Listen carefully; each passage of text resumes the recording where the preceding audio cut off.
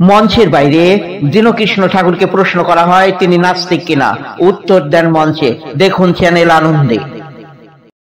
দাদা, আপনাকে তো সবাই নাস্তিকবাদী ধরে নেয়। হ্যাঁ, বৈষ্ণব সমাজ খুব অনেকে বলে আমরা নাকি নাস্তিক।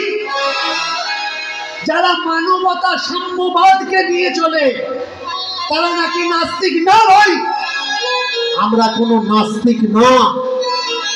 আমাদের একটা আইডেন্টিটি, আমরা সত্যকে সঞ্চয় করছি। আমরা সত্য সন্ধানী। দীনকৃষ্ণ ঠাকুর একা সত্য সন্ধানী না, বিশ্বের সমগ্র বিশ্বের সैकड़ों মানুষ যারা সত্যকে অ্যাকসেপ্ট করে তারা প্রত্যেকেই সত্য সন্ধানী। তাই তাদের আইডেন্টিটি, তারা নাস্তিক না, তারা সত্য সন্ধানী। আমরা শুধুমাত্র মানুষ, আর মনুষ্যত্বই আমাদের গুণবত্তা হওয়ার দরকার, এছাড়া আর কিছু না।